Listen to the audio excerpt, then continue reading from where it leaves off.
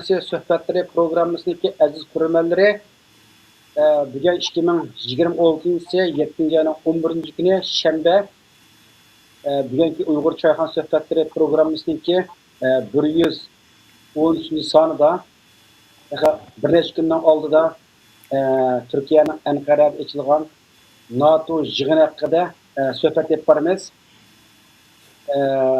Dünyanın hazırki siyasi ve harbiy haritası qaytını sızlayotgan dünya nəhayət bir davalğıçlıq mezgildə bu kuchdan o'zgarayotgan bir paytda bu yig'in Ankara'da ochilishi va u yerdan chiqqan qarorlar oddiy emas, nəhayət bir xalqlik mezgildə ochildi. Bugun mushu Ankara'da ochilgan NATO yig'iniga birlikda nazar solamiz. Biz bu nimada faqat NATO yığınlığı emas, NATO yığınının arıq görünüşüge çöküp durup NATO'nun qaytib güçlənişi ve tuyuqsuz Türkiye'de bu NATO yığınındaki açılışı, Türkiye'nin bu ittifaq içinde küsürüp küçüyüşü dünyaya ve Türk dünyasıga ve etraf şərq bölgesiga qandaq təsirlərini göstərdi. Muş noktadan analiz edib barımız. Bugünkü bu söhbət programımızda qimmatli mehmonlarimizdan Ankara Universiteti professori Erkin Ahmet muallimni, shundaqla Amerikadagi siyosiy analizchi Nurmehmet Musayev efendimni taklif qildim. Assalomu alaykum Erkin Ahmet muallim, Nurmehmet Musayev efendim. Qimmatli vaqtingizni chiqarib Uyg'ur Çayxana Söhbətləri programımızga nahmadan qatnashganingizga rahmat aytaman. Hoş geldinglar. Hoş bulduk, rahmat. Aleykümselam, hoş bulduk. Rahmat. Bunda olsa bugungi programımızdaki savol qismiga kim kiritayli hamda birinci sual. Neçə yıldan beri Avrupa'da ötküzüp kelayotgan bu NATO yığınınki bu qatim Türkiye'de Ankara'da açılışınınki qanday bir siyasi bir ahamiyati var. Bu yığın bütün dünyanın diqqatini bir tortdi, bizim kiryapmiz. Erkekler aslında Ankara'da şu yığınga açılgan yerde sualni sizden başlayalım. Hoş. Bu qatim Ankara'da açılgan Şimali Atlantik Əhdi Teşkilatı'nın 36. növbətlik yığını. Bu yığınga Türkiye 6-7 aydan yakı nəhayət katta tayyorlik qilgan edi. Bu 7. ayınki 7. ve 8. güne 2 gün açıldı. Bu 2 gün açılgan bu yığınga 32 Şimal Atlantik Əhdiga əza 32 teşkilatınki ali rəhbərləri. Ondan keyin 3000 ətrafıda çetəllik muxbir, Türkiye'deki muxbirlərdən bulup bir 5000 ətrafıda muxbir qatnaşqan nəhayət dağdığılıq bir yığın oldu. Bu yığın bana şunu esletti. Ben 2004 yılı İstanbul'da 22 yıl burun Türkiye'nin İstanbul şehrinde Muşu Şimali Atlantik Əhdi Teşkilatı'nın yığını açılgan idi. O yığınga şu vaxtdaki Amerika prezidenti George Bush kelgen. O vaxtıda ben şu yeni Ankara'da Erkin Asya Radyosu'nun işxanası açılgan. Ben o işxanınki müdürü idim. Erkin Asya Radyosu'nun muxbiri buluş süpütüm bilen tunca qatim şu vaxtıda Şimali Atlantik Əhdi Teşkilatı'nın yığınıga bir muxbir bulup qatnaşqan. 22 yıldan keyin Ankara'da açıldı. Ankara'da açılgan bu yığının hem de siyasi əhamiyeti nimo diye vaxtımızda ben Türkiye'ninki noqtai nazardan qarab özümün köz qarışını dep bakay. Onundakin Amerika'dan qanda qaravatı sizler, Avrupa'dan qanda qarlavatıdı. Bu vaxtı sizler köz qarışanın deysenler, onundakin bir toluqlanğan buludu dep oylayma. Hem de Türkiye mühim bir devlet hem de. Türkiye G'arbi Asya'da Avrupa bilen Asya'nı birbiriga bağlap turadigan 3 çoğun medeniyetke sahip hallık kılgan mühim bir devlet hem de Türkiye. Rayon karakterlik bir çoğun devlet dep qaraydı dünyada. Şu anda bu Türkiye'de açılışı birinci ehemmiyeti şu. Ama biz uzun yıllardan bu yan hem dünyada hem Türkiye'de davamlılık münazır kıldığın bir mesele var. Türkiye e, garip tarafdaki bir devlet mi? Ya ki bir Orta Şerq devleti mi? Ya ki Rusya, Xitay, İran, Türkiye ittifaqlığındaki bu Şanghay İşbirliği teşkilatına a'za bulduğun devlet mi? Bu nayt uzunluğu yakı bulup mu 2006'lardan 2007 yıllardan tatip münazır kılınatkan bir mesele.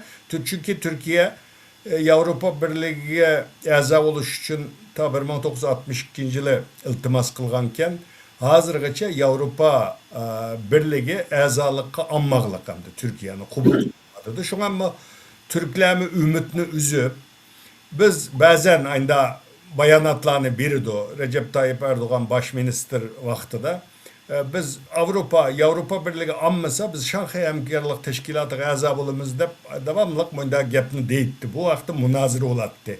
Hamda bu alaqı haqiqiy samimiy onunla kiriş emas.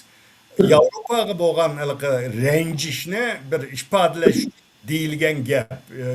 Chunki Türkiye'ninki bütün tantarbiya, san'at, bütün faaliyetleri Avrupa bilan birga elib beriladi. Universitetlerden tutun hamma yanın kurulması Avrupaga maslashtirib qilmadilar. Türkler ta Osmanlı İmperiyası mezgilidan tatip 300 yıl yakı bir Avrupa medeniyetiga yetimez. Avrupa'daki bulumuz sanayide hamma jihatdan Avrupaga yetişimiz deydigan manda bir idea nişanını koyup terakki kılayotgan devlet. Şuna bu qatim qilganda Türkiye özününki garip bilen birge ikenligini, yani garip tarafta turduğu Avrupa, Amerika bu garip blogida, garip tarafta turduğun bir devlet işgalligini işpadildi. Bu jığınını etiş arkalı bütün dünyadaki Amerika başta bütün Avrupa devletleri, demokratik bütün ellerininki rehberleri geldi. Bu birincisi. İkincisi hem de bu Türkiye meydanını işpadildi hem de bu jığında. Bu birincisi. İkincisi Türkiye burun bu devlet müdafiyası sanatı da biraz keynide kalgan devletti. Hem de askeri bağ kural yarak hemmisi Amerika'dan ve Avrupa devletlerden kilidi. Özü küçlük harbiy kural yaraklarını işlep çıkaranmaydı. Muş keyinki 20 yıl içinde Türkiye nait ılgar kural yaraklarını işlep çıkardıgan oldu. Bugün bütün dünyada nurgun devletlerge kural yarak satıdı. Bu kural yarakını nait yakşı reklamını kıldı bu yerde. Anda onun körgezmesi içildi. Nurgun devletten kelgan muhbirlar, devlet müdafiye ministerleri, bunun için devlet ministerleri hemmesi bunu ziyaret kıldı. Doğrusu da konferanslar verildi. Bu dünyaya tanıtışta bu bir ikinci mühim bir Türkiye siyasi cihetteki bir ehemmiyeti. İkincisi bu oldu dep oylayma. Üçüncüsü ama bu jığında bir Şimal Atlantik Ehdli Teşkilatı'nın bir nişanı oturup koyuldu. Kelgüsü de biz için birinci havip Rusya Federasyası, ikinci havip Xitay degenine bu Rotti olsun, Şimal Atlantik Ehdli Teşkilatı'nın ki genel sekreteri, başkatibi bu başlığı şu bu jığının içiliş notkuda sözlüdü. Bu üçüncü mühim ehemmiyeti. Dördüncü mühim ehemmiyeti Türkiye özünün tarihini, medeniyetini, kültürünü tanıştırgan oldu. Mesela Beyaz Saray'ınki içtimai taratkulardaki bitide tuncu bulup şu rehberler yiyen Türkiye'nin her vilayetinin meşhur tamakları vardı. Bu Türklerine ait Uygurlarga okşaşla miman dost bir halk hamdı. Bu devlet rehberlerinin en heyran kalgını de bu yerdeki yemek içmekle. Nahayeti Türkiye'nin en yakşı yemek içmeklerine mesela Denizli'de bir rayon var. Uyanın mesela kıtığı meşhur. Bir kıtıkını uyanınkini. Onun için Bizning cho'chiri o'xshash mantisi va qaysiri mantisi deb u mantini Oqsaroyninki Turkiyadagi ashlar yegan eng mashhur tamoqlarni Amerika Birleşik Devletleri Oqsaroyninki ijtimoiy taratqularda taqitildi. Bu Türkiye hem de seyahat devleti. Şu anda bu yerde bu yemek, içmek, tamak, medeniyet, tarih, o aşla aylangan Ankara yerlerini aylandırış, bunu tanıtışma bu dördüncü mühim ehemmiyeti değil mi? En ahırkı mühim ehemmiyeti hem de Türkiye'nin nurgun devletlerdeki insanlar İstanbul'unu biliyor. Mesela ben birçok devletlerge yig'inga borgan vaqtimda Anqaradan keldim desem, Anqarani toza hamda ijtimoiy taratqular chiqqandan keyin ko'p bilib ketdi deb o'ylayman. Bir 10-15 yil burun bir yerlarga borgan vaqtida İstanbul desa dunyodagi hamma davlatdagilar biladi, ama men Anqaradan keldim desang toza bilib ketmaydi. Shunga bu dunyo axborotida Türkiye'nin payitaxti Ankara tanıtılgan bo'ldi, dunyo bilgan bo'ldi, yo'llari bilan binaları bilan, bağçıları, bazarları bilan hammani bir dunyoga tanıtgan bo'ldi. Menimcha mushu muhim ahamiyatlari mushu deb o'ylayman-da. Rahmat, mana qo'shimcha qiladigan yeringiz olib qolsa, munosabat qilib bo'lmasa sizlarga savol beramiz. Yani o Türkiye'ye girse benim hoşum çıkıyor Türkiye'ye girse. Endi şu NATO'da bekanglaymiz, Şimal Atlantik Ehti Teşkilatı da bular Ikkinchi Dünya Urushi mezgilida qurilganda beklang bo'lamiz. Yani bu NATO'nun qurilishi nimalarimi jiqlarimiz bilganlar bilmaydiganlarimiz bor. Shunga chiqamiz NATO'niki qurilishi haqida qisqa to'xtalaylik. Bu NATO qachon nima sababdan qurilgan? Hozirgacha yig'in etishniki bunda bir prinsiplar qanday? Xo'sh. Sizdan buni musobaqa Benden mi? Vay, ben lıkıp bitirdim.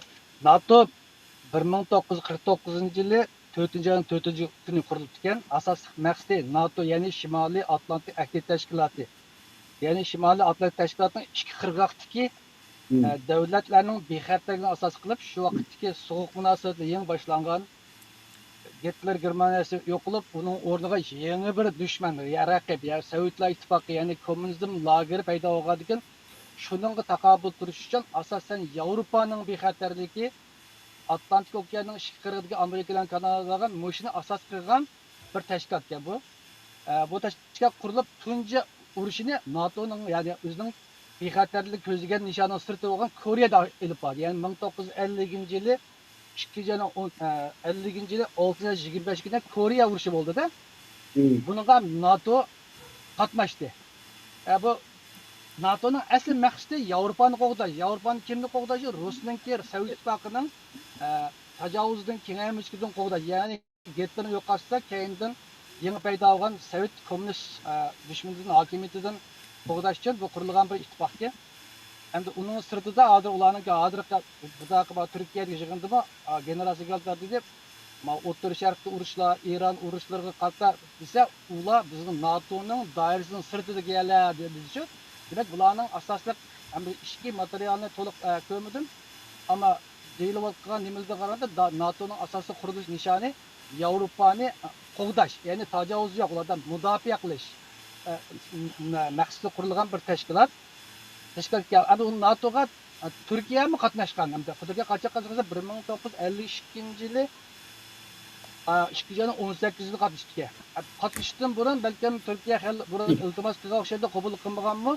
Ammo Koreya urushi boshlanganda, Koreya urushi boshida 5 kundan keyin Turkiya qatnashish talabini qo'yib, 3 oydan keyin askar vatibdi. Bu yerda Turkiya o'zining askariy qobiliyati, tajribasi, urush jangovarlik ko'rsatish orqali NATO'dagi qatnashni muhimligini ifodalagandan keyin 2 yildan keyin Turkiyami NATO'ga a'zo bo'libdi. Ham NATO'ga Turkiyaning a'zo bo'lishiga mo'yib, Turkiyaga Sovet İttifaqı chegara qo'shna, Sovet İttifaqı qardilar İstanbul bo'g'ozini elish xavfi bor. Mintaq bir jiddiy tahdid asosida Turkiyani o'zini bir bexatar his qilish uchun bu cho'ng shu davrdagi eng cho'ng bexatarlik organi bo'lganki, shuningga qatish talab qilgan ekan 1952-yili 2-ayning 18-kunida Turkiya qatnashdi. Shundan buyon hozirgacha NATO nomida nurg'un mudofialik askariy harakatlar bo'ldi. Buning birisi Balkandagi Yugoslaviyaning parchalashida mühim rol oynadı ve Yugoslaviya'daki parçalandığı, müstakil olan Kosova, Bosniyalarning mustaqilligi uchun NATO nomida yordam qildi. 3-chi urushi Afg'oniston kirdi. Afg'onistonda NATO kunligi ostida asosiy Amerika askari, Angliya askari, qolganlar NATOdan vakil qaratib askar qatnashib, u yerda urush qildi. Undan sirт boshqa cho'ng urushlar bo'lmadi. Endi NATO aslida kuchli davlat, kuchli bir ittifoq. Endi uning NATOga qarshi shu kendilar Varshava ittifoqi qurilgan, Sovet ittifoqining yetakchiligida Sharqiy Yevropadagi. Sovet ittifoqi yiqilgandan keyin Varshava shartnomasi yo'qoldi. Varshava shartnomasiga nurg'un davlatlar bir O'risdan boshqa hammasi yana NATO qo'shilib, NATO burunga oldimi necha kuchanib ketdi. Hozir yangidan qurilgan kesak tashkilotidanmi iqtisodiy jihatdan, harbiy jihatdan kuchli. NATO hamda dunyodagi, yer sharidagi eng kuchli bir harbiy organ.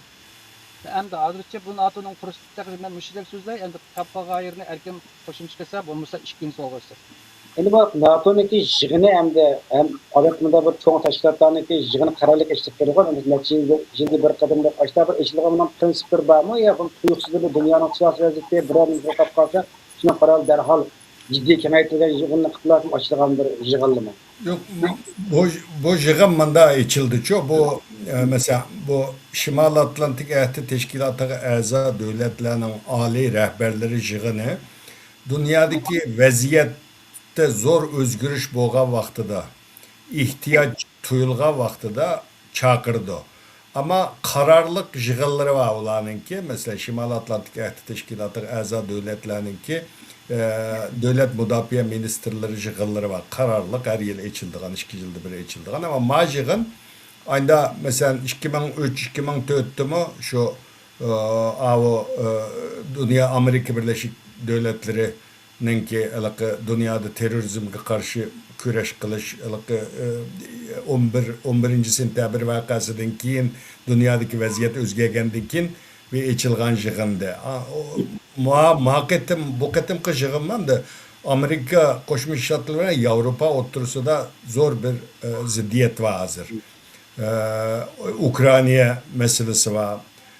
İran uruşu var. Gazze'de buluvatkallığa var. Şuna alıkımında bir ciddi vaziyette bunun dikinli mıkılımızda içilgan neyse. Hem de Nur Mehmet Nusabay'ın ki diğerlerine koşumçu bir neyse de koymakçı ben hem de Türkiye'nin ki Şimali Atlantik Ehdi Teşkilat bağa azab oluştum burun bula Kore uruşuğa 1950'de Türkiye 22.250 etrafında armiye yollagan şu uruşka katmış için Amerika askerleriyle birlikte.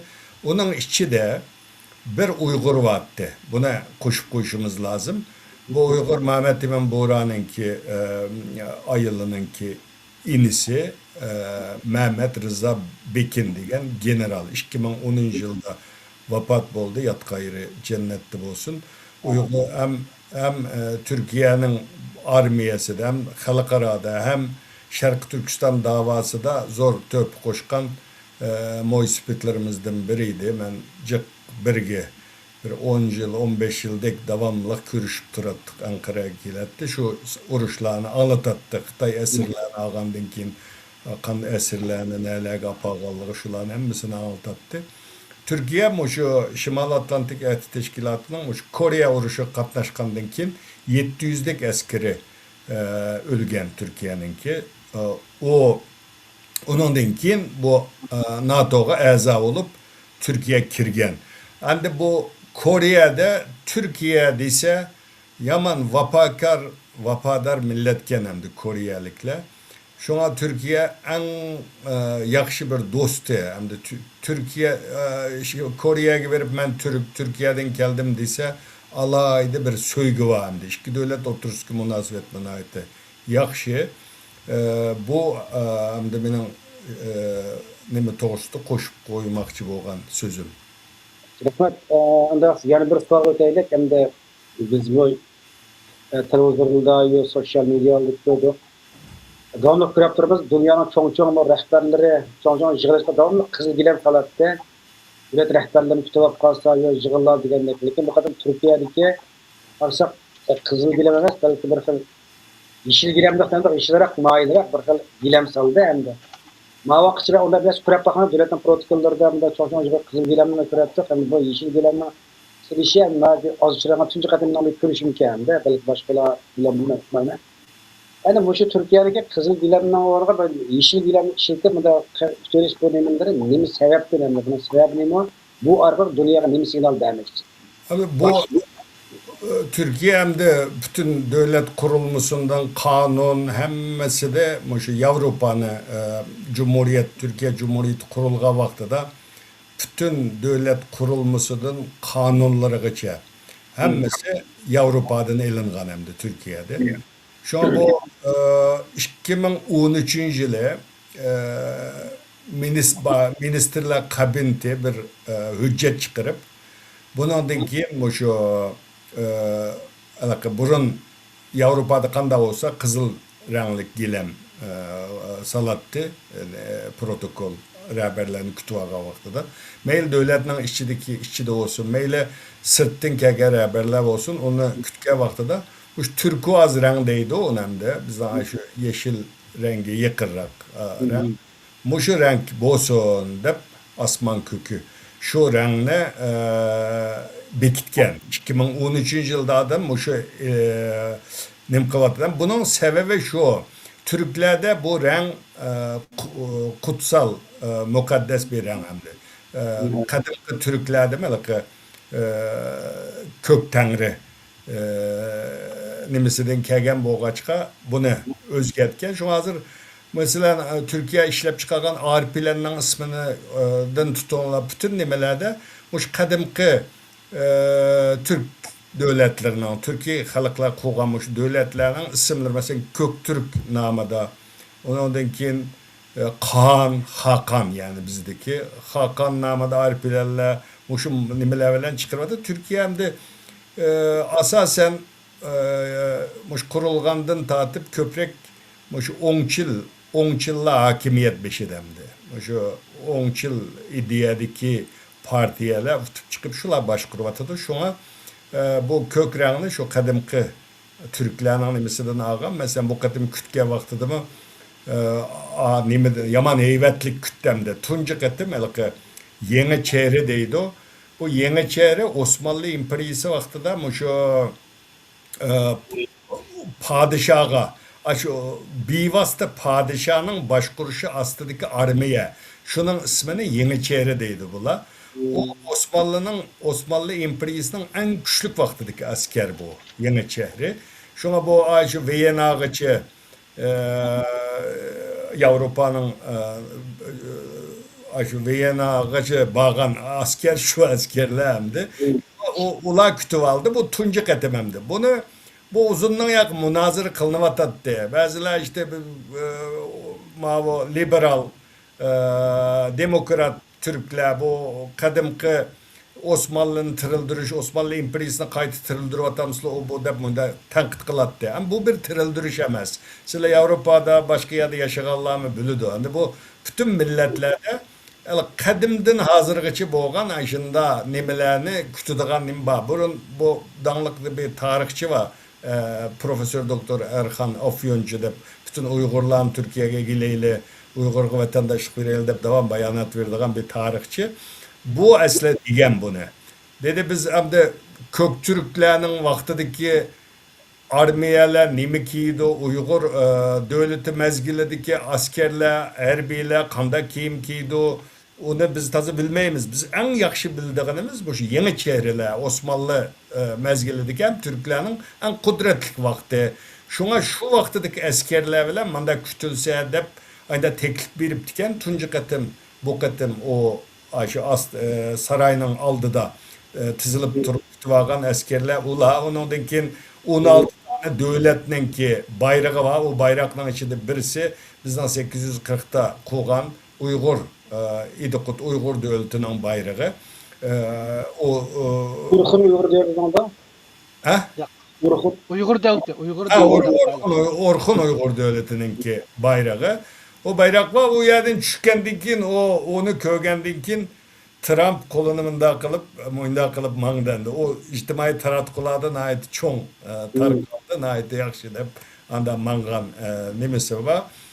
Bu renk hem Türkler hem de bu meyle armiyasını olsun, meyle muşu hazırki Türkiye Cumhuriyeti'ni olsun, 2000 yıllık tarihke ega deydi hem de. Aşı Hun imperiyası mezgilidin miladiden burundum bugünküçü nimeli boğanlı bu devletler birbirinin devamı. Biz Türkiye Cumhuriyeti mi şu Osmanlı, Selçuklu, Karakallı, Uygur, Göktürk şu devletlerin bize devamı biz hazır dep manda bir signal vermekçi dünyaya bunu anlatmakçı Türkiye. Bu münaiti yakşı oldu dep oylayım hemen. Rahmat. Bular bilan 16 Türk deyilmasi, bizning Uyg'ur deyilmasi mohiyatdan bo'lishi, dunyodan boshqa bir signal urgan gapda, Uyg'urda bir millatning burunqi shu tarixlardan yaratqanchilik madaniyatlarning qismasida shu bayroqlar shu lapildiganni boshdan chiqarib Facebookda taraf qo'shildim. Bular buni nəhayət yaxşı bir qilibdan berdiniz. Rahmat. Unda qolib qolsa yana bir savol o'tili, Nurmat akaning so'raydi. NATOning o'zida dunyodagi eng bir kuchli bir ittifoq. Lekin navbatda dunyo vaziyatining jiddiylashishi bilan NATO'nun qayta kuchlanishi dunyo tartibiga Xitoyga va biz Uyg'urlar qanday qilsak ko'rsatdi. Texnik inroq aytganda biz qilgan ziyon manfaat nima? Ham Turkiya bir kuchli topqab qolsa, biz bir foyda manfaat qiladigan nimalar bormi? Ona Turkiya qancha kuchli Türk davlatlari bir ta'sir bo'lgan gap, buni Xitoy bo'lgan nimalar qandaroq degan mutlaq bir o'zingizni anglab qo'yaylik. Xo'sh.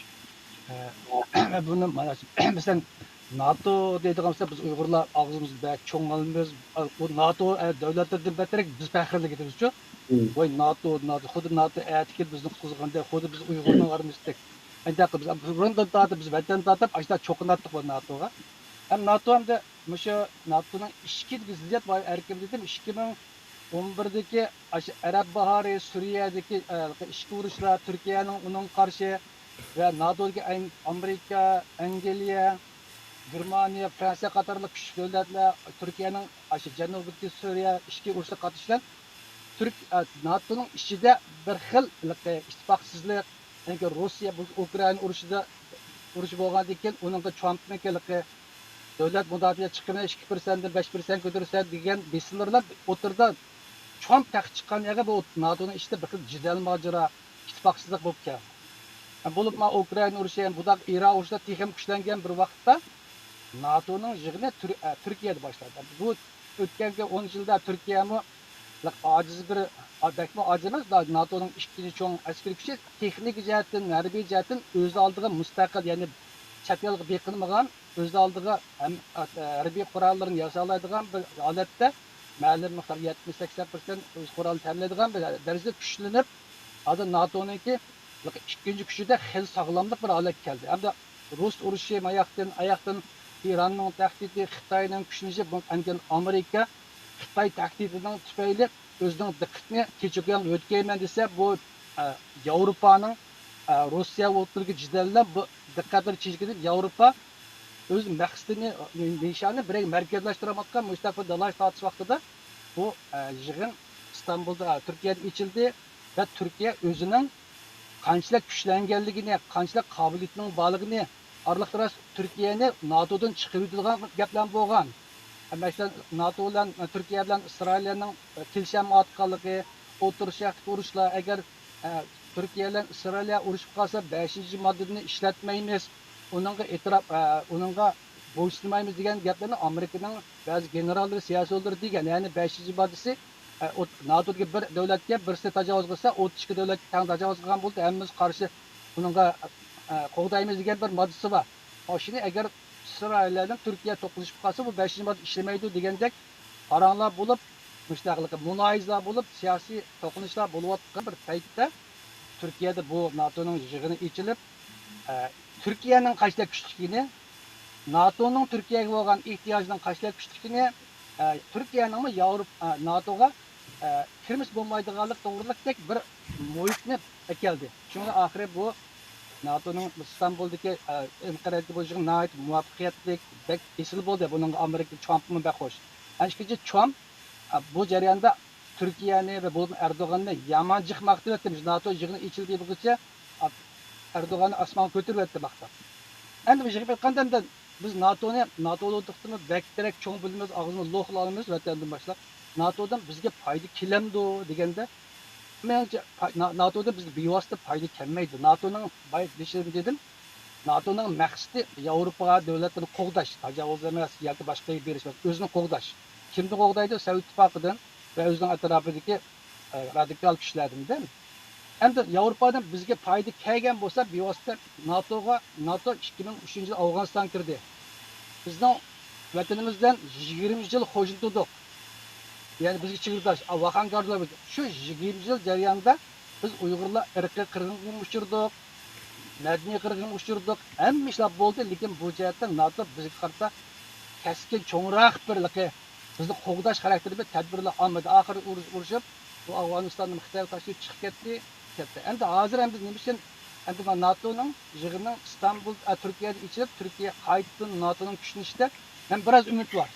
Nima ishga deganda, bunda bir gap bor Uyg'urlar, men ayta bir maqolni yozgan.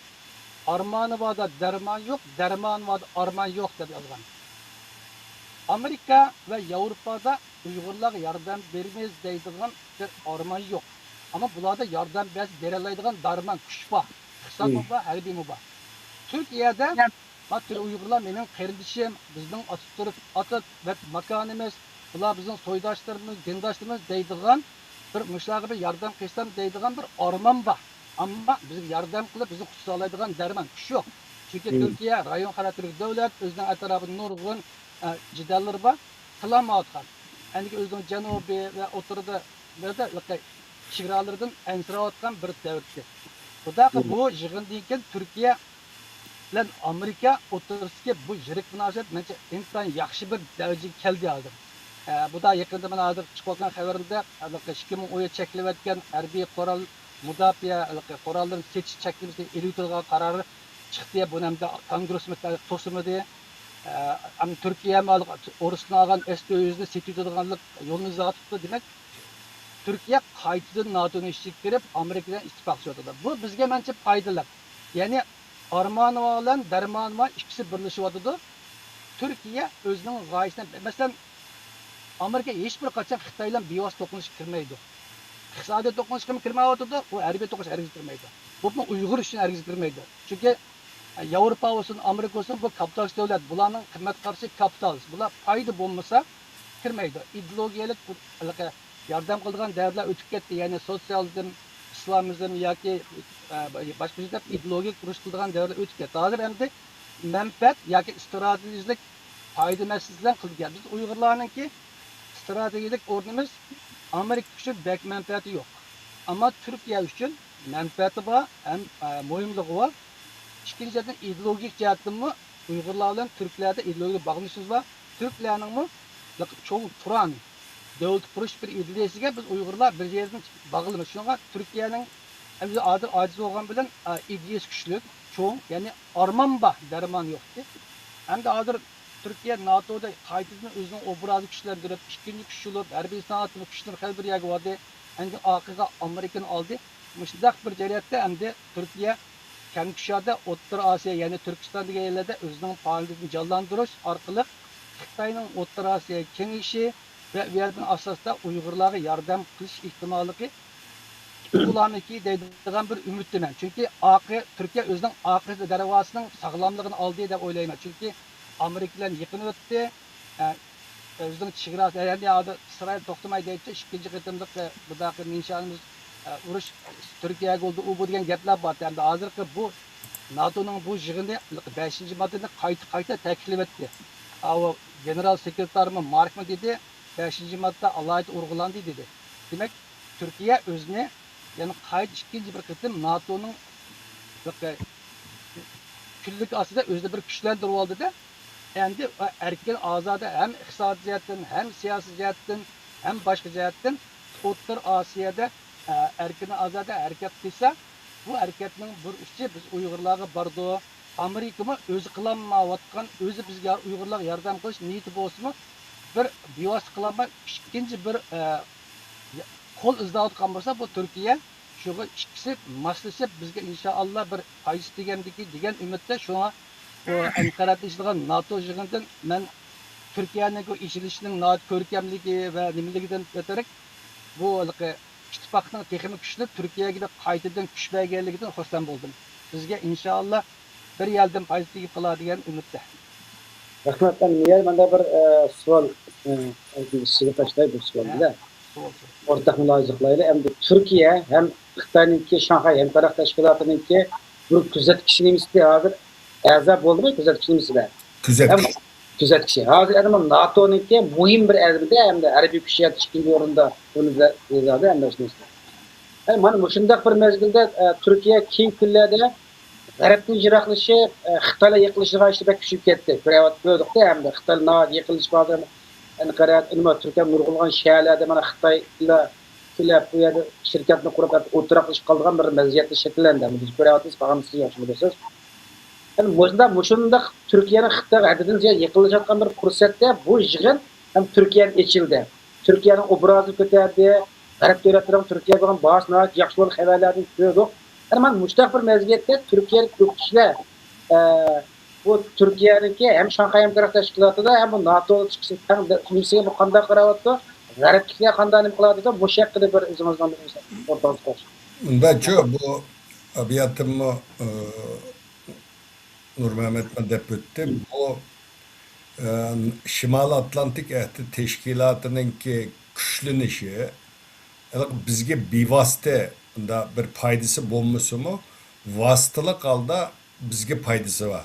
Nima desa, masalan deyli, bu mesela irqiy qirg'inchilik ilib berilayotgan bizdeki mezgilde mesela Şimal Atlantik Ahdi Teşkilatı bir askeri teşkilat, NATO hamda askeri teşkilat. Ama bu askeri teşkilatga a'zo davlatlarning hammasining qimmat qarashi kişilik huquqi, demokrasi, erkinlik bularni bir qimmat qarash qilib qabul qilgan demokratik davlatlar a'zo bir teşkilat. Şuna şu irqiy qirg'inchilik mezgilida biz bu Türkiye parlamentosida aştanga a'zo yillik yig'ini qatnashadigan parlament a'zolari bor. Şu dokladlarni apırıp berdik, meyli Brüksel'deki yig'inlarda olsun, Kore'de içilgan yig'inda olsun, hemmisi de Seul'de içilgan yig'inda şu Şarkı Türkistan'da ilip bergan irqiy qirg'inchilikni aşağı kun tartibga keldi. Yani bu teşkilat eğer kengaysa, güçlense, demokrasi, insan hakları bu cihette faydası var. Yani bir faydası ama biz Türkiye'de yaşayatkan, Türkiye'de faaliyet edip beriyatkan Uygurlar, şu Türkiye'nin Xitoy bilan amdi Shanxay hamkorlik teşkilatıga anmaydı o mesela Abdullah Gül 2006 yılı bizden prezident Abdullah Gül Xitoyga ziyoratga borgan. Şu vaqtida Nursulton Nazarbayev orqali Putinga deb bu Shanxay hamkorlik teşkilatıga kirsak deb Türkiye shunda degan vaqtida Xitoy nimasi Xitoy reisi shu Abdullah Gülni qabul qilganda degan o xabarlarda degan dediki sizlarning ikki putinglar ikki kemida bo'lsa bo'lmaydi dengizga tushib ketisizlar. Shunga bir yerda bo'lishinglar lozim deb. Bu Türkiye'nin Shanxay hamkorlik teşkilatıga kirishini Rusya mı xalamaydi, Xitoy mı xalamaydi? Çünkü o Xitoyning hamda Şarkı Türkistan nazik bir meselesi Xitoyning. O'rta Osiyoda ta'siri kuchlanadi. Türkiye bilan O'rta Osiyoda ve O'rta Sharqda raqib Xitoy. Mesela meyli ticarette olsun, mesela inşaatta, binakarlıkta Türkiye mi dünyada noça, Xitoy mi şunda, dünyada kuruluş, yol selleştirmelerde bunlar rakip yani. Tokumçılık sanatı da maaşında. Şuna ki Xitoy elçisi, Xitoy'nın Türkiye'deki baş elçisi olsun, ya ki nim olsun, Xitoylarning davam Türklerge deydigan bir gipi var. Deydi o, biz aramızdaki bu işençini östürüşümüz lazım deydi. Yani Xitoy Türklerge işenmeydi. Qancha Xitoyga yaqin bo'lsa-mu deydi, bular Shimoliy Atlantik Ahdi Teşkilatı'nın a'zosi, bular Amerika'nın adimi, bularga ishongili olmaydi deb Türkiye'ga manda qaraydi Xitoy. Unda o'g'andikin Türkiye bilan masalan deyli keyingi yıllarda 2015'ten tatip Türkiye'ninki Xitoy bilan bo'lgan munosabatni kuchaytirish nimasi bor.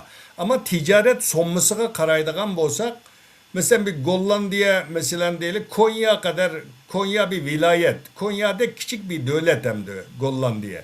Gollandiya bilan bo'lgan Türkiye'ninki ticari sommasi nemisi Türkiye'deki meblağı Gollandiyanın 32 milyar dolar etrafıda ekan. Xitoyning 5 milyar dolar. Yani dünyanın ikinci iqtisadi. Mesela maşinsazlık zavodi qurimiz deydi Xitoyning Türklerinin ağzıga şümekni sep koyup ondan keyin bir mezgil ötkendan keyin yenip aladı bir ilgirleş yokçu. Mesela akbaratta deyilgendek işçi tolduruluk emas. Şuna Türkiye muşu Xitoy bilan Türkiye'nin münasebeti yaxşılansın deydigan Xitoyparast bizge öç solçil Türkler namoyish qildi İstanbul'da. Bu Şimal Atlantik Ehdi Teşkilatı'nı bu yerde bunda yol koyup bu yerde jığın içip o bu dep İstanbul'da namoyish qildi. Televizyonlardan erteden akşamgacha biz Rusya, Xitoy, İran, Mavo kutupta buluşumuz lazım. Ma grupta yer alışımız lazım. Biz nima için o Atlantik Garip devletleri bilen birge olumuz dep tanqid qilib televizyonlardan em qildi. Demekçi boğunum. Şu Türkiye eğer Türkiye Şimal Atlantik Ehdi Teşkilatı'nın mühim devletlerden biri. Amerika'dan keyin ancak harbisi olan, ancak töp koşuvatkan Şimal Atlantik Ehdi Teşkilatı'na hazırgacha nege askeri evetvatkan, armiya evetvatkan devletlerden birisi Türkiye. Şuna Türkiye'nin garip bilen bo'lgan münasebetinin güçlənişi, o yerdeki problemlerinin ki azıyışı, meselelerinin hal oluşu, mesela bu katım Trump o harbi bazı çeklemeleri vardı Türkiye'ye. Onu emelden kaldırma deyip cekalı da yaşadı. Ama onu kongreden mi tasdiqlaşı lazımken Amerika Devlet Meclisi'den. Odan hem kılsa Türkiye bilen Amerika oturuştaki münasebet kelişse, terakki kılsa bizge vasıtılık yol bilen bizge paydası var. O Şimal Atlantik Ehdi Teşkilatı'nın a'zo devletlerde insan hakları var, demokrasi var, erkinlik var, adamның kımmeti var. Şuna bu Türkiye'nin ki bu katımkı bu jığın mı bu cihetten elip etkanda nayet yaxşı boldu, bizden için paydalık boldu dep oylayım ben. Rahmat, endi bu qatimki NATO yig'iniga xo'sh. NATO'da Türkiye'ye güçlese biz Uygurlar kaçta faydası oldu, dep açtan azırak şunu azırak mülazım kıldık bu. Endi NATO bay degendek bu Türkiye Xitoy bilan yaqin tursa, o Shanxay kirimiz dese, o burada biz Uygurlar mı Türkiye'nin aç degan sözlerge aç qilgan nima qarta Türkiye'ni yamanjıq tillab ketibdi. Mıja g'aribtilar Türkiye'ni to'xtamay tillaymiz. Hamda Türkiye bu ba'zi bir yerda Uygurlarga da hamda Türkiye'nin ikki qismi murakkab hamda hamma bunun chiqaqlarini muqim kontrol qilinmaydi. Ba'zi bir Uygurlarga ziyonli saga yerlarmi bor Türkiye'nin yo'q deyilinmaydi. Ba'zi Uygurlar qaytarilib ketdi. Ama umum jihatdan Türkiye Uygurlarga hali yaxshi uy sahihanlik qilib egchaqchi bo'ldi. Hamda Türkiye bir hamda özünün menfaatini xuddi Amerika prezidenti Amerika menfaat birinci degandek Erdoğan mı Türkiye'nin menfaatini birinci deydi. 20 yıllığı birinci qatım oldu. Hem de Türkiye neçe vaqtnaga özünün garip ittifaqdaşlarının içinden yaxşı olmay ulardan haqiqiy ishonchli do'st bo'lmagan ekan Türkiye'me popozlik qilib, ko'z qilib Shanxay hamkorlik kirgitman, kesak tashkilotga kiraman deb popoz qilib qo'ydi. Gerçi Xitoydan bay degandek bakjiq iqtisodiy kirim asli qilamizmi? Xitoydan oladigan boshqa bir texnikalik masalalar uchun Xitoyga e'tibor berib, ulardan savdo qildi. Turkiya o'zini kuchlantirish, g'arbga ko'z qilish, agar sen Yevropa Birligi olmasang yoki NATOdan chiqib qolsak, bizning kirdigan yerimiz bor deb, ana propos qildi. Chunki davlat bag'ishligim dedi-ku, Turkiya NATO'sizmi bordi, NATO'sizmi yo'qolib ketmaydi deganda gaplarni qildi-ku.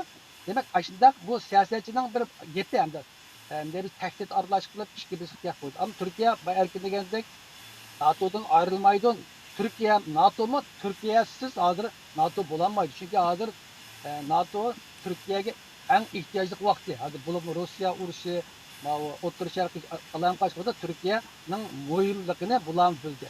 Hem Türkiye NATO'nun güçlənib, özünün obraz tipli rolunu tutsa bizning faydası var desek, degende Xuddi Birleşkenler Devletler Teşkilatı'na biz Uyghur meselesi neymişini hazır kirip sakne çıkmadı desek şu devletler, a'zo devletlerden birisi yoki bo'lmasa doimiy a'zolikka 5 a'zodan birisi yoki bexatarlik kengashiga 15 davlatning birasi bo'lsa-mu, bizning masalamizni ko'tarib Birlashgan Davlatlarga akirmaydi, ustal qo'ymaydi. Endi Turkiya NATO'ni xil mo'mra qilib o'zining o'rnini xil kuchlantirib olsa, balki 32 davlatlar ishilgan bu NATO'ning kerak yig'ida Uyg'ur masalasini shularni o'ttirib qo'yishi mumkin. Ya'ni o'zining davlatining bexatarlik kafolat erishtirgan degan ikkinchi qadamda armoni va Uyg'urni yoki O'rta Osiyoni qutqarish nishoni taklifli qatorida Uyg'ur masalasini Turkiya o'rtaga chiqishi mumkin. Hatto Birlashgan Davlatlar Tashkilotiga Amerika bilan, Yevropa bilan yaxshi bir munosabatlar asli kelganda Xitoyga qarshi qo'rqmay, Uyg'ur masalasini Birlashgan Davlatlar akilalagan davlatning biri bo'lish mumkin. Shunga men Turkiya Türklerden bu çetellik biz Uygurlarning vatanimizdan qarşı en yakın panohlanadigan ishki deb kiralaydigan davlatimiz Türkiye. Agar Türkiye qancha kuchlansa, mayli chetalik Uyg'urlar uchun, mayli vatanlik Uyg'urlar xususan Turkiyaning bizga haqiqatan foydasi tegadi. Hozirgi normal sharoitdagi ahvolga qarab Turkiyaning tilligimiz bilan Turkiyaning o'zining uzoq muddatli strategik planlari bor. Kuchiyasi shular bo'ldi. Shu planlarining birisida mening o'ylaganimcha Uyg'urlarga yordam qilish irodasi va plani bor. Shunga ben Turkiyaning NATO ishida kuchlanishi va o'rnaq tepishi, obro' tepishini Uyg'urlarga yaxshi bir foydalilikning yo'nalishi deb o'ylayman. Endi yapılar. Rahmat. Endi yana bir savolga o'taylik. Bu qadimgi NATO yig'inida Xitoyga qarata bir munozirlar gap so'zlar bo'ldimi? Ehtimol misli. Yo'q, Xitoyga bunda bevosita Xitoyga qarata bunda nim bo'lmadi, ammo tahlil qilganlar, shu yig'inni tahlil qilgan jurnalistlar, mutaxassislar bu yig'inda endi birinchi xavf sifatida Rossiya Federasyonini birinchi bugungi bu shu Shimoliy Atlantik ahdi tashkiloti uchun, Yevropa uchun birinchi xavf Rossiya Federasyonu, ikinci xavf Xitoy kelgusida eng cho'ng bizning shunga qarshi kuchlanishimiz lozim degan bunda signal berildi deb shunda deb tahlil qildi.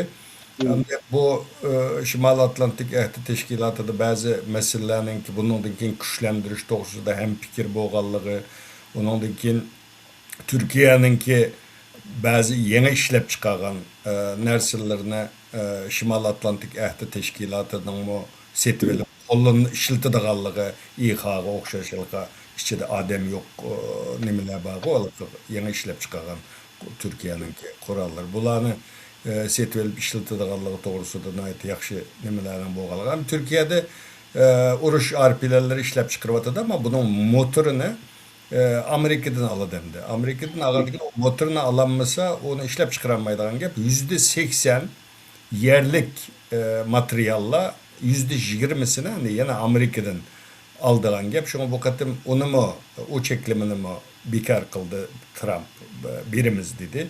Mesela bu bulanın hemmesi hem de bu biz Xitay mesela Türkiye bilen biz dost ittifakdaş devlet degan bilan şu Türk Devletler Teşkilatı'nın kuruluşu, onun güçlenishi hammasini Xitoy bir xavf deb qaraydi. Şuna endi bu Türkiye'ninki güçlenishi Türk dünyasının güçlenishi degan gap. Türk dünyasının güçlenishi degan gap Uyg'urlarga kelgusida bizdanki nimamizga foydasi bor degan gap. Şuna uzun muddat elib aytganda. Biz balqi sırttan qarab Türkiye'nin Türkiye her kanda devlet aldı bilen özünün menfaatini oylaydı. Ondan keyin başka neslerini oylaydigan gap. Bu ayrım bir konu. Avrupa bilen Türkiye oturusundaki münasebette tarihi ziddiyetler var. Şuna endi bu Avrupa mı Türkiye bilen bo'lgan münasebette onçulola samimiy emas hamda. Unda bo'lgandan muşu xil yig'inlarda aşırı rehberlerinin görüşüp bazı ziddiyetlerinin düşünüşü, birbirini anlayışı, onundakin asta o meselelerin hal oluşuğa bir Türkiye oludu bu kıl yığınlar mühim hem de Türkiye'de içilişi bu meselelerin ki oturuğa koyuluşu bu cihetten elip etki vaxtıda bizge faydalık dep oylayman ben. Hem jigip etqanda bu da Türkiye'de geçilen bu yığında Donald Trump Erdoğan'ın qattiq maqtablı keldi var baştan ahire etdi. Hem de bu ne Türkiye'nin yüzüge tartış arkalı bu NATO devletleri, Arap devletleri de jigip Xitay'da bir jiraklaştırışına bir nimisini de var. Ayda təhlil qılıb atqanlar var hemde. Onu şunda Aysen degендek təhlil qılıb yezip atqan hatta kelgüsü de Amerika udul bivasıta kendisi Xitay bilen uruşmusumu Türkiye arkalık deydiğen bu kıl mutaxassislerin köz qarashları var ama Trump o Amerika'da yaşap atqanlar takımı yaxşı bilirdi hem de hemmedemni maqtaydı hem de bu qanchalik samimi bu rast maqtadı mı ya da bizim setiş için maqtadı mı onu bilemeyimiz hem de. Ama bu yerdeki nemem de Erdoğan bilen bir şahsi aynda bir münasebeti var hem de. Yaxşı bir şahsi dostluk deyimiz o hem de. Bazılar devlet prezidenti bunu süpütü bilen münasebet kurdu. Bazı onun yine de bir şahsi dostluk münasebeti mi buludu iken hem de Trump'la aynda bir dostluğu var hem de.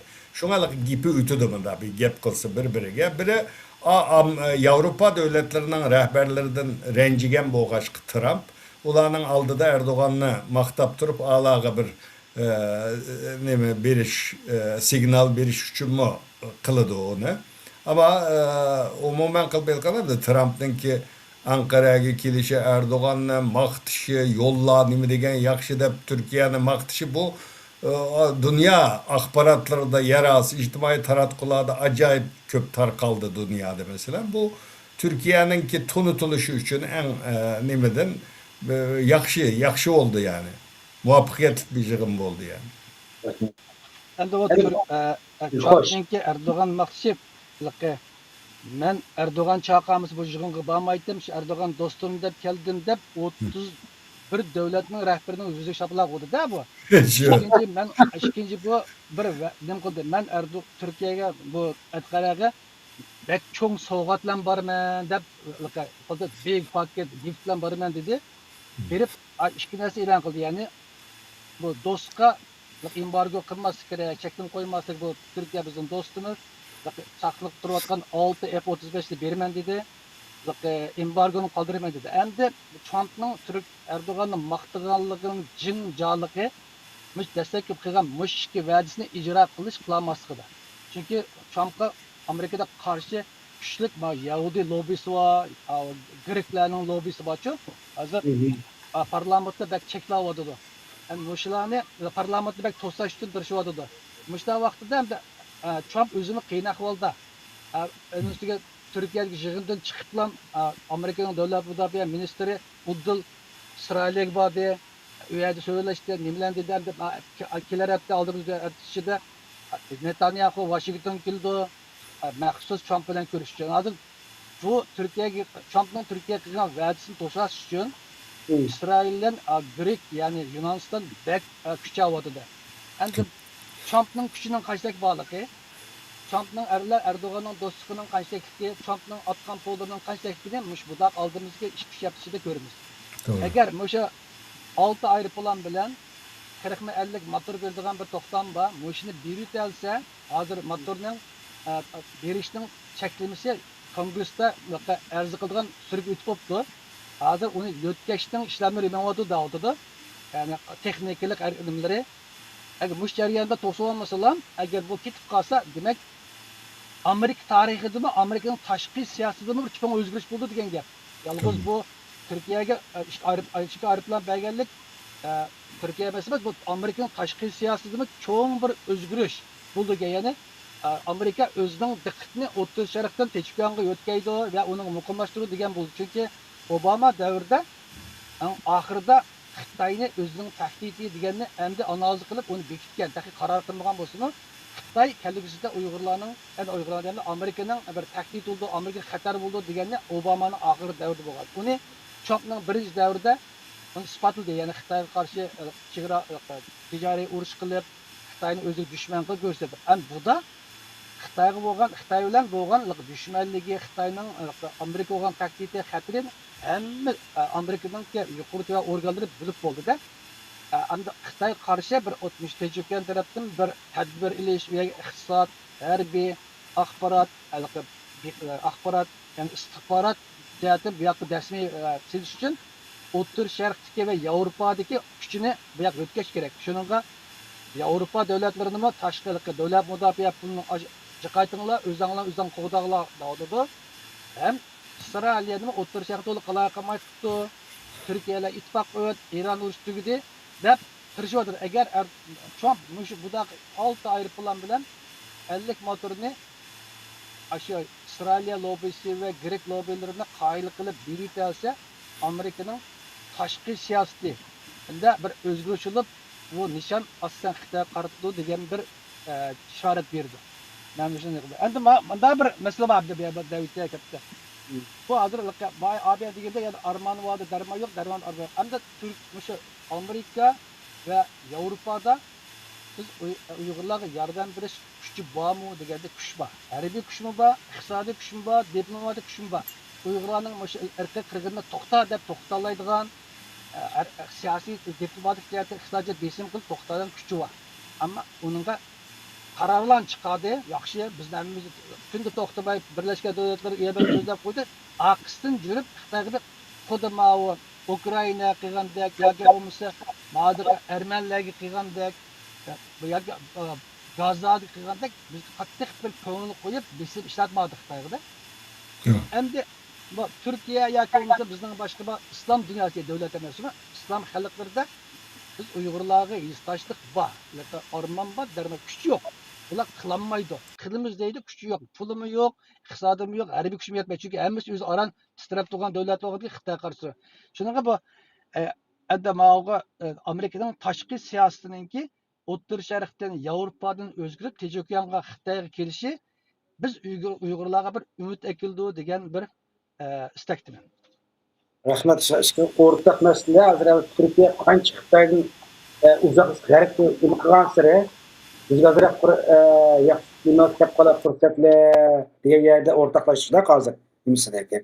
Bo'lsa shunday bo'lsin, Turkiya qancha Xitoydan yiroqlashgan bichar Uyg'urlar bo'layotdi, Turkiyaga kiryapti, Turkiyadan har xil munosabat yo biz qo'limiz yordam kelmagandan Türkiye'nin bu şu Garip'nin içine oturup güçlense, bir Xitoy bağlı olarak kapsa belki bizim bir fayda yetip kala diye ümitimiz ender. Yani bir sual hem de başka NATO yığının ahir günleri kelgan vaqtda yani İran meselesi satırısında bir azalga getirdi bağdı mı, bombadı mı? Hem de neymiş için Amerika şu NATO yığın mezgilde İran'a hücum kıldı bir maksat neymi? Hoş, erkin malum. Şu Trump birinci günü kelgan vaqtidalam muxbirlarni kutib olish yig'ini o'tkazdi. Shu vaqtidalam Ironni tilga oldi. Dedi o vaqtliq nimani to'xtatish, jangni to'xtatish qarori bekor qilindi deb e'lon qildi. Ertasi kuni ham Trump Anqaradan ayrılmay turiblam İran'a bomba tashlashga boshladi. Yani İran meselesi de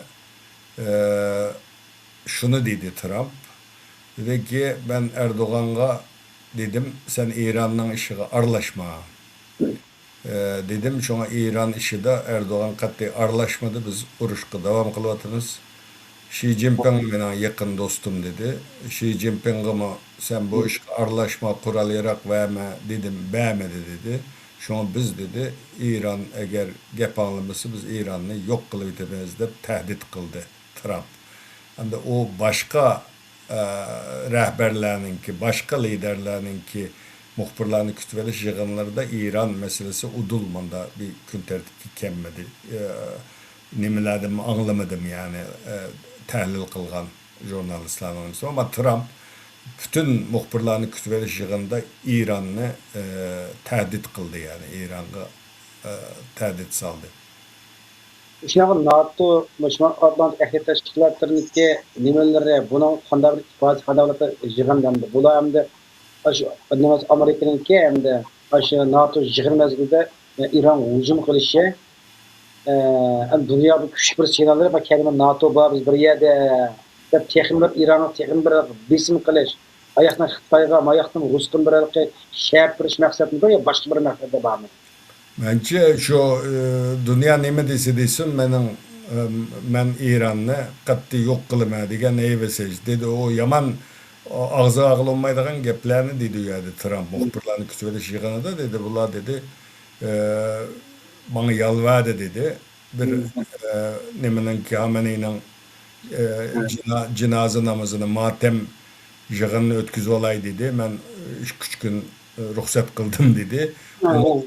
Gap anlamadı. Ben yana urushga davom qildim. Ama u yerda bir dunyoga men kuchli NATO nima desa desin, kim nima desa desin, men bu İran'ni nima qilaman degan bunda bir dunyoga bir signal berdi deyman men meningcha. Amerika bu İran'a nisbeten bek küçük devlet. Amerika yeniden türüp resmi hürmet dese bu İran diyen tüpsüz kıyıtı da yani azrak insaf bile vuruvatıdı çoğu lakka sanap durup. Hem de İran'da mı İran'ın işçi kısmında bölünüş varken çoğu adı İran'ın taşqi işler ministri tinchlik söhbetiga qatnaşkan.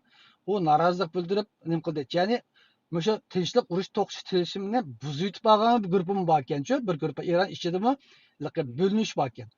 Lekin Müşo to'xtam qilib tinch borayli deydigan guruh bor ekan, yo'q biz bu Amerika jangiga İsrailga taslim bo'lmaymiz, urushimiz deydigan bir xil jahillar bor o'xshaydi. Bu shunga bu NATO'nun yig'inchilik vaqtida Amerikaning paraxtimi yoki boshqa paraxtimi bu Hormuz bo'g'izga ikki paraxtga ular hujum qilib qo'ydi. Shuni bana qilib Amerika o'tdi. Endi buzayotganlar bor tinchlikni. Bu buzayotganlarning keyinda Xitoy bormi, Rus bormi, Amerikaning aşağı İran ichida mumkin bor Amerikani İran urushlar ishiga patirib qo'yishni istaydigan Ruslar Xitoy bor. Mumkin bor aşağı urushsin, keyindan adir chunki İranmi Xitoyga adroq ishinib qoldi. Chunki Xitoyning ba'zi bergan boshqaradigan bombalari İranning qo'liga yetdi. Xitoyning Şunyabralar ta'minlayotgan uchurlari bor. Amerika'nın bazılarını deprotkan Xitoy. Şunu urvatı şununla Xitoy mı İran'ın güçlü urvatı da toxtama deb Amerika mı özünün bir şartı var. İran çokum atom bombasıga erişemeydi. Dedi. Onunla qo'shimcha hazır İran bilen Amerika İsrail'nin besimden bu vakın bir yani uzun musafirlik başkırılgan bombani yasamaysa degan şartni İran qo'shib İran onu qabul qilmadi. Muş talaş tartışmalardan bu kelişim uzun bo'lmadi. Ankin Hormuz'daki Hormuz bo'g'izida o'tishini onu İran'ның yerida bir paraxtdan 2 milyon dollardan pul olman deb bu İran o o'tirib qo'yishga shu masalada kelishayotgan 3 cho'ng masalalar bor. Mush masala tufaylidan bu urush so'zlab ketib bordi. Am buning aqsda yiqib aytganda Xitoy o'zini texnik kuchlantirish Amerikani ojiz uchun mumkin va İranni kuchkiritib ishtalal qilgandek bu Amerikani o'rta sharqqa bog'lab qo'yish maqsadi bor. Mishada chiqamasa, xuddi Suriyaga kirib, Iroq kirib ketib qolgandek, Afg'oniston kirib ketib qolgandek, Amerikani İran urushiga sap qo'yib, o'zining Tinchlikyan va boshqa rayonga ishini qilmoqchi degan bir analizmi bor. Mening shunday analiz qo'shilg'im bor. Rahmat. Unda oxirda yana bir ozroq program ijro etgan qap qoldi. Uzun vaqtga programma qilmagan qilintildi hamda bir savol bo'lsa desa bo'ldi. NATO yig'inida yangiliklar bor. Endi so'g'at masalasida hamda bu qatim Turkiya NATO yig'iniga kelganlarni orqasiga rahbarlariga alohida bir tapanchadan qildi. Tapanchani so'g'at qildi hamda. Buniki maqsad nima? Boshqa bir narsa so'g'at qilmay, bir tapancha so'g'at qilishi. Ama Gollandiya matbuotlarida bizdeki bosh ministerga bergan tapanchani bakrak yanib ketdi hamda. Bu maqsad nima? Nima tapancha so'g'at qildi? Buni qanday bir simvolik nimasi bor? Xo'sh. Bu Türk tarixini, Türk örf adetlerini bilmegen adam bunu köse hakikaten nima uchun bu tapancha verdi deb hayron qoldi chu. Hamda Amerikaliklar tushunadi. Amerikada hamma odamning tapanchasi bor, qurol bor Amerikada. Yevropada unda hamma odam yanchig'ida tapancha, mashinasi tapancha ko'tarishga ruxsat qilmaydi o Yevropa davlatlarida. Ama Türkiye'de Amerika'ga o'xshash tapanchani sotadi do'konlarda ama ruxsat elish lazım. ruhsat elişme onda tesemesem de. Hazır biraz onu çekleş için devlet o ruhsat elişini biraz kımmetleştirip koydu pul cihetten. Şuna Türkiye'de köp adamda tapançı vardı. Bulanın meyle Karadeniz'de olsun, meyle başka vilayetlerde olsun. Yani kadimden tatıp Türklerde yani kural yarak, tapança, onundakin bayrak, Kur'an, buna yani mukaddes de karaydı. Yani birisi mesela bir nayte cemaat için yakşı iş kılgan adamlarga biz ton keydirimiz ya. Türkler ulağa ama da bayrakның Kur'an-ı Kerim'ni bayrakның içine yögep biridu. Tapançı veridu. Toylarda onu devlet mi çekleydi, onda kımmanla deydi, nem kıldı ama bulanın en enisinden kelgen böyle toylarda tapançıda ok çıkırdı. Ay şu hoşallıkını işpadeleş için tapançıda ok etip nem kıldı da. Şuna hem de o ben Amerika'ya vaxtıda bir ayında kural satılgan dükkanına aylanğantım. Karısam ay şu Türkiye'nin a tapançısı bek meşhurcu. Burundan tatıp ay tapançını bek yakşı işleydi bula. Şu tapançısı dünyada meşhur. Amerika'da mı dükkanlarda satıdiken Türkiye'nin ay tapançısını. Ay, Türk bayrağı bilen turup dikentik. Ben bir Türk bolu süpütüm bilen Türkiye'den kelgen bir Uygur bolu süpütüm bilen ay pekirlengendim. Bu bulanın adeti. Aynı kımmetlik mimarlığa aş tapançının bir ödemdi. Onu belki mesela Xitay kege Xitay 2001 miydi? 2001 yılı Xitay canzemin kege müşegi. Kege vaxtıda şu vaxtıda Hoşçakalın. koalisyon ittifaktaş hükümet vardı. Birisi Milliyetçi Hareket Partisi, birisi Demokratik Sol Parti, Ecevit, biri ANAP. Üç parti birleşme hükümet kurga vaxtıydı şu. Şu vaxtıda o ministerinin ismini yadımı kemavatıdı. Bir minister şu vaxtıda o Milliyetçi Hareket Parti'nin ministeriydi. O Xitay ministerge tapançı vege. Tapançı vege vaxtıda Türkiye akbaratları da aynı gulgulu peyda olup ketken. O vaxtıda Uygurlarını işte Barın vakası işte Gulcu katliamı şu vaxtıda işte Xitaylar Uygurlarını mında kırıp etken onda dep haberler çıkıp atkan. Şunda hata düşünüş boğan. Yani bulağa Xitayga nima için tapanç verdi de başka devletlerde mi yezilgan bu. Şu an bence bu normal bir narsa bu Türkler için. Yani en kıymetlik iziz mimarların kadar bunu iki xil tahlil kılvatıdı Türkiye'de. Biri deydi ama şu bana bilen hem Avrupalıklar nima dese desin tapançımızdan bir tunut aldık dünyaya reklamını kılvaldık da doluşturutkanlar var. Yani birisi yani bir xil göz karaş Türkiye'de tahlil kılvatkan. Avrupa'da kanun kattık işleydi. Mesela bir minister tapanca apasıma ikirgili koymaydı. Kanunu şunda çın. Bizde olsa bir minister tapançını chet elden ekelse o ministerge hiç kim demiş ekelden de kirgili koymaydıgan manda bir kanun. O kanunla mı o ministerge icra kılgılı bulmaydı dep manda tahlil kılıvatkallar var. Hem de Amerika'da normal hem de ona musabayla bildi ama Amerika'da emmeden tapançısı var o yerden de öyle de tapancını koyup koyduğun gibi. Müşahede mi şunda. Şu bunun bunda düşünüş lazım dep oylama. Türkler için tapança, kural, Kur'an, bayrak, moyum derslerde. Bu Amerika'da bu tapançı doğruluk mülayim anazla bombayı engisinde de onu kömürdüm. Lekin çoğunluğun özüne degan gibi de hele yaxşı berdi de Türk'ün tapançısı maqtab. Endi bu Türklerin bay tapanç taqdim qilsa bu ming yillik bir tarixine burungi nimalarda Türkler xanjar soğuldu, yıkıllarga, mimallarga xanjar berdi. Yani bu da bu da bir şey mandağlı düşündüysen Türklerin anneannevi kaidesinden bugünkü zamanlaşkan bir kısmı. Yani xanjarın orada tapanca berdisek bulundu. Hem ikinci cihetten yani bu taze böyle muhim vaxtlarda NATO yığındı berdi. Hemmisiga taze bulup maş bağaldın alımende. Hemmisi verip de. Ama Engilerini giyim verip de Gırman verip de Kanada verip de kağaları tek özünün ağalığını demedi bu. Hem de ayallağının berdi ayallağını tapanca verdi okumayı hem de. Verip de demek bu fırsatta Türkiye özününkiyle güçlengeldik yapıyordu ama biz koral degende bunda oyuncu göreyimiz o sizlerden korkup kaldıkça biz ilaka mağlubitkende Taşkı İşler Ministeri Hakan Fidan bir deyişçi gavga çıkırdığı adam asli biz. Gavga bizning işimiz. İsrail'de eğer kavga etse biz tayar degende geldi kılıçı. Cidden. Kurallı birisi Türkler Kur'an'ı oyuncak oysa da oynamaz soğuk kılıdı. Sizler buna da ihtiyat kılıp bunu kanal çeklerken biz ne kadar bizge uruş bu Kural'dan kokuk etmeyimiz degendek manada ularga bademki degen ana parazlı kılma. Ben üzerine şey göz karışıydı.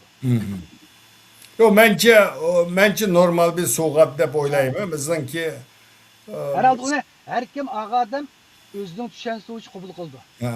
Kokkalları kokudu mesela o Gürcistan'ın başlığı kokudu ama düşmanın bana tapanca verdi deydi ağam bosta. Kagalları yıkılları man dostluklan berdeydi. Dostluk bazı bu Türk'ün yeni çeriyenin tayıkını geldiler bugün öz vaxtında kılıç götürüp gelip tapanca verdi deyip guman kılışı mümkün.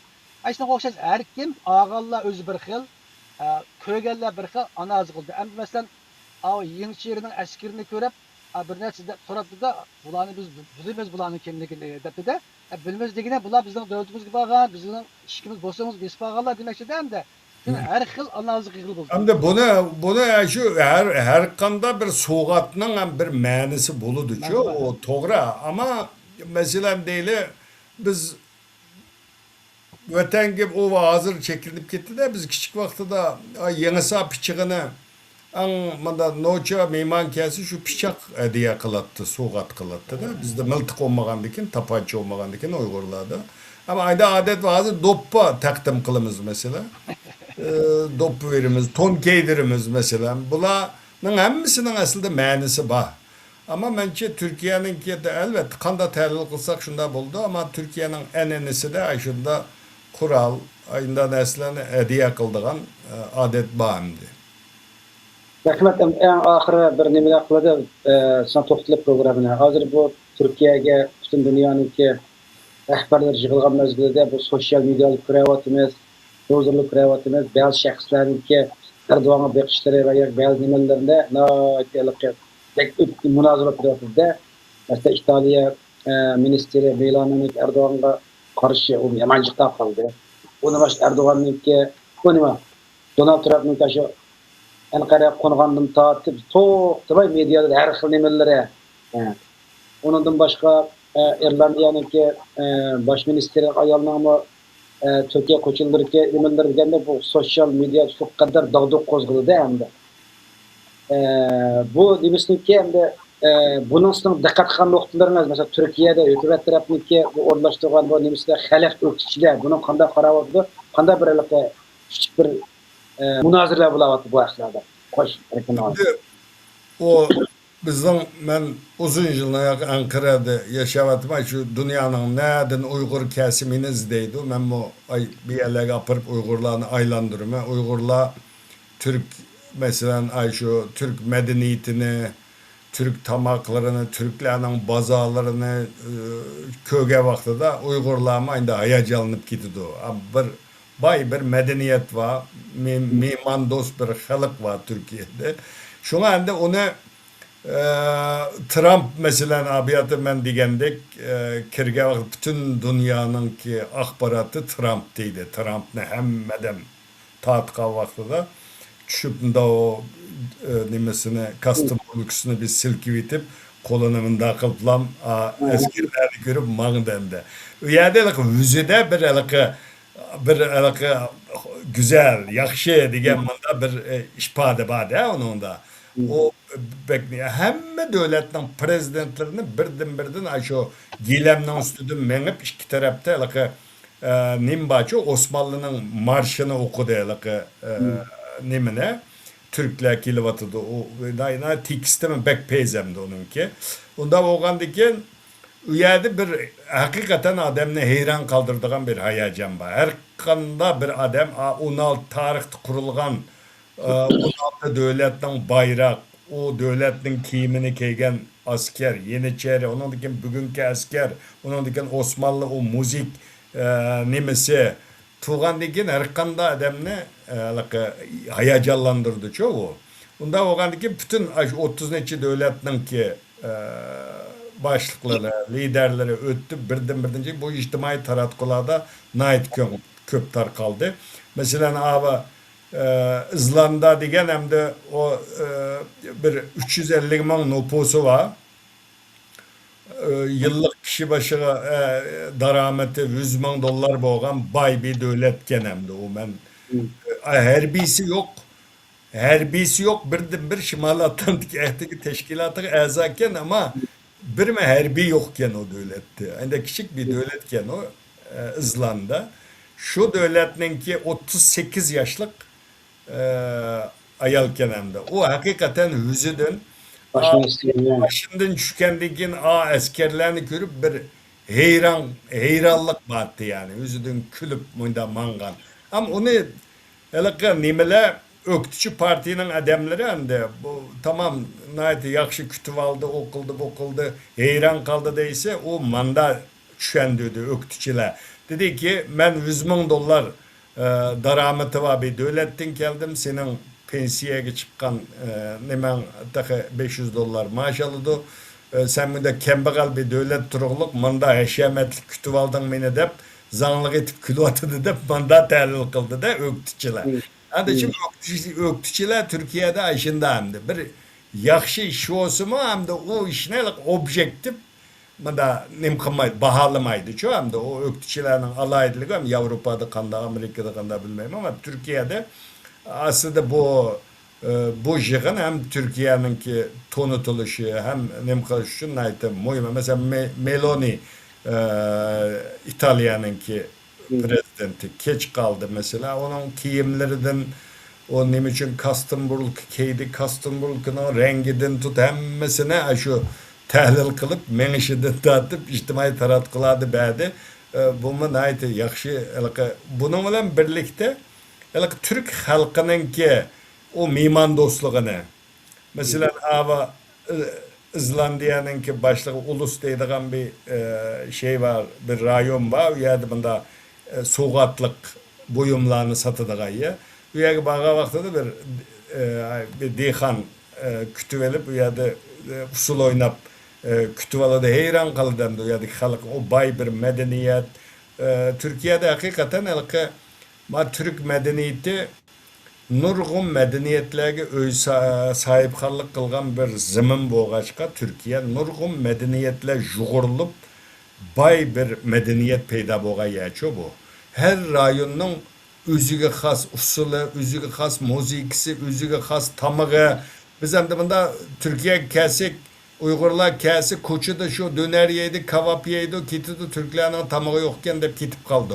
Ama Türkiye'nin resmi aylanıp her vilayetlerge berip şu vilayetlerge has yemeklerini yep kahvelerini içip bunda aylansan hakikaten hiç kanda Türkiye millette manda bay bir medeniyet yok yani. Uygurlar mı medeniyetlik bizden ki zimin her medeniyetin uçraşkan bir rayonu ama bunçlu ola emes. Yani Türkiye'deki de meyli tamak medeniyeti olsun, kahve, çay medeniyeti başka cihetlerden ait nurgun rengdarlıkka ege. Şuna her devletine dan adamları hani ötke vaxtıda o devletin kıskıça o liderinin ki tercümalı kaçan hakimiyet beşiği kegeldik. Aynı tuluşturup nem kıldın ayeti yaxşı boldu. Bunun alıkı halk kızıkarlık alık senet cihetten tonuştuğun onun keygen tam yegen tamağı keygen kiyimi addı saddılığı Avrupalık'ın ki addı saddı buluşu bay olsun mu kiyinge vaxtıda addı saddı kiyingellige buna bu alayidliklerine tonuştuğun boldu ayeti yaxşı oldu yani. Onu bak Sualdan kelki Erdoğan'a boğan bakışları her bir diyordun. Bu vaxtda mava Amerika'daki bazı bir medyalı dalga, çoğu medyalı küçüklüğümüzde ne kılsa hem Erdoğan'ı tillap durup maqtavdı da yani tanqitlab durup Erdoğan 20 yıllık akıbet tutan diktatör Osmanlı'nı qaytırıldırmen davatıdı. Hadi şunu tirildi degende qilib Erdoğan'ın bütün qilgan neticelerini davatıdı. Erdoğan anı kıldı, mani kıldı, milli sanat, müdafiyenin mıntakal amiyeti yaşaganlığı, İHA, SİHA, aeroplan, tanka, kural hemmini dep Erdoğan'ı tillavatıdı ama deyotgan gapi maqtavdi. Demisimi Erdo'g'an 20 necha yil niyagi Turkiyaning qadrini ravus ko'taryapti.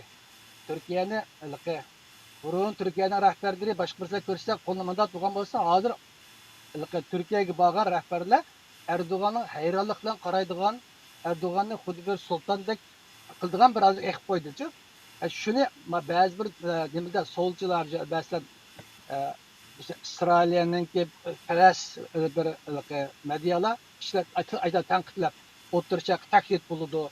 Qaytib Mısır, Suriye'ye girdi, anda qildi, bunda qildi. Osmanlı'ni qaytın tirildirish uchun harakat qilyotdi. Budaqa ikki taraf turgan askarlari men Osmanlı'ni tirildirishning ifodasi, boshlanishi degandek turib, Türkiye Erdoğan'ның o'sha yapgan ishlarining ham taraqqiyotlari, Türkiye'ning harbiy sanoatda, iqtisodda kuchlanganligini da'vatida. Endi bu tashqi jihatdagi tillab turib ifodalash. Endi ichki jarayonda balkim Turkiyada iqtisodiy qisqinchilik bor endi. Amerika'da enflasyon bor, bizda enflasyonda ig'ir. Amerika'da ishsizlik yuqori hozir. Degan yuqori. Amerika'da ko'chada yetayotgan uysizlar Turkiyadan jiq. Bilmayman Turkiya ko'chada yotgan homeless bormi yo'qmi? Hozir Amerikaning poytaxt Washington kirdigan bo'lsa, ko'chada yetib ketadi, qator jampatga necha qidim qo'g'lab yig'yapti. Aqsaroyning atrofida yetib oldi ba'zida. Shunday qildi. Bu dunyoning taraqqiy qilgan eng do'chi degan davlat Amerikada bu ko'chada qolgan divani uysiz bor. Boylari dahshat boy, kambag'al, ishsizmi bor, hammasi bor. Demak Turkiyada shu. Turkiyada hozir hokimiyat tillayotganlar shu ba'zi bir iqtisodiyotdan pul topamagan tillaydi. Lekin Turkiya bir mezgil xalqi och yoki pul paxallik bo'lgan bilan Turkiyaning Türk davlati bo'lish garantiligi, Turkiyaning uzoq muddat o'zini mustaqil tashqi kuchlarga qarshi tura oladigan kuchining oshqonligi, uzun muddatlik Turkiyaning 2-100 yil deydi-ku, Turkiya 100 yil plani. Bu 100 yil planining dag'dam amal oshadiganligining o'zini biz Erdo'g'an 20 yilda soldi. Erdo'g'an hozir tillayotganlar Erdo'g'an o'lgandan keyin butun dunyoga hozir 32 davlatning NATO'si keldi-ku, balkim 100 davlatning davlat rahbari Erdo'g'anning jinosiga keladi. Chunki Erdoğan'ın çeteldeki devletlerinin rehberlerinde kaldığın obraz yukarı. Çünkü bu Erdoğan usta siyasetçi. Bay degendek NATO'nun tırlattırıp Şanghay Ankara'lığı vardı, Şanghay Ankara'lığı Börek'te vardı, bizden Moskova vardı, bizden Washington'da Moşin'da oynayıp durup, işimizde gelip oynattı. Türkiye'nin bugünkü 20 yılında halet geldi. Belki iqtisodiyotin Türkiye'nin işki kısmındaki nurgun meblağ saldı erken bir de. Mesela Trump'ın devleti Ankara nem degan chiroyli yo'llari, ko'chalari, aeroport, yangi aeroport ishlag'a o'xshaydimi shu vaqtda? Yangi ishlag'a aeroportning maqsadati nima degan esizdi. Demak, bir chet el rahbarining, ya'ni o'qituvchi birisining og'zidan bu chiqqan bo'lsa, adak normal to'sgan jurnalistlar qanchalik maqtaydi buni bilmaymiz. Lekin biz hamda Uyg'urlarning ichida ba'zimiz tillaymiz Erdo'g'anni. Kashki mening Uyg'urimda Erdo'g'andek bir rahbar bo'lgan bo'lsa, qanchalik ular qo'ydik. Lekin rahbar bir millatning, bir davlatning taqdirini o'ngshashda bir rahbarning muhimligi Erdo'g'andan bilindi. Ya'ni Erdo'g'an bo'lmagan bo'lsa, balkim Turkiya yana boshqa bir shaklda menga bo'lg'aydi degan analizlarmi bor. İnşallah Uyg'urlarga yaxshi bir rahbar, yaxshi bir yetakchi bir Allah yaqin nasib qilsin. Hamda reklamning ki kötüsü olmaydı deydigan Türklerinin bir sözü var ki bir adamına yaman gap qilsa onun reklamını, o devletning reklamını qilgan gap hem dolar. Hem de o degandek Xitoylarni yezyapti-da Osmanlı imperiyasini qayta tirildirmadi. O Osmanlı imperiyasi qayta tirilmaydi. Hech qanday tugagan imperiya qayta kelmaydi. Ama Türkiye Cumhuriyeti kuchlanadi. Şuna ona Osmanlı imperiyasi qayta kuchlanadi deb manda dunyoga dushmanini, Türkiye'nin düşmanini ko'paytirish uchun bunda tashviqot Xitoymi yezyapti-ku, unda yozgan Xitoylar bor. Shu o to'g'ri emas. Ammo Türk xalqida o'zaro hamkorlash bek kuchlikchu. Mesela ben Hindistan'dan bir o'quvchi kelgandi, o'sha Uyg'urlar to'g'risida ilmiy maqola yozattı. Bütün Türkiye'ni aylandı. Ben so'radim, dedim ta'sirating nima Türkiye'ni ko'rgandan keyinki desem, men eng ta'sirlangan narsa bağçılarda, ko'chalarda yetayotgan bir tane Türk ko'rmadim dedi. Bu xalqninki mehri şefkatlik bir xalq ekanligining ifodasi shu. Bu haliqi bek boyliqdan emas bu. Bu mesela deyle ayda soğuk kunlarda sırtda to'ngib qolgan odamlarni şehirlik hükümet, vakıflar, dernekler apırıp munchuga tushirib uni chiroyli nim qilib to'ngib ketmasin deb o'ylarga ko'mirlarni apirib berib bir o'zaro hamkorlashish bek kuchlik. Bu biz Uyg'urlardami yo'q bir narsa bu. Türklerde bu nayet kuchlikcha bu. Shunga ayda ko'chalarda u bu nim qilgan, och qolgan odam ko'ranmaydi. Turkiyada endi bir o'zaro hamkorlashish bormi? Shu 2014-15'te nurg'un Uyg'urlar bir qitimdilam keldi bu yerga. 20 mingdek Uyg'ur. Hech qanday tashkilot onun bir tayyorligi yo'q, ya'ni Uyg'urni baqalaydigan bir nimasi yo'qmuş. Türk xalqi endi un, yağ, göç, ayında neslerini toplap aşılarga berip aşında kılıp yardım kılgan. Bu Türklerinin bu royudun ögünüşümüz lazım yani. Rahmet, vaqtmasdan programımızda müşahit o'rlashtiraylar, xilvatgan programni qilmag'ili. Ular shavqinchidan chiqib o'tganimi bo'lmadi-da, hamda programni. Bugun qandaroq bo'ldiki, ovozni bilmadik, yana g'aj-g'ajlik anglayapti. Lekin qanday programni tugatib oldik. Sizlarga ko'p rahmat. Bugungi bu programımızı xulosalab aytganda, bugungi ko'rsatishimiz ayon bo'ldiki, Anqaradagi NATO yig'ini dunyoning jiddiy yig'in bir qurilish davri qadam qo'yganlikda bir eshilgan bir muhim bir yig'in bo'ldi.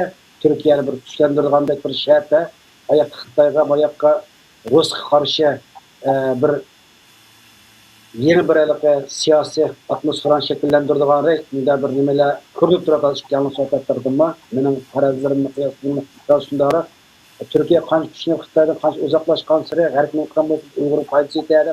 Shuni asas programmamizda nat yaxshi sharhlab tushuntirib berdilar.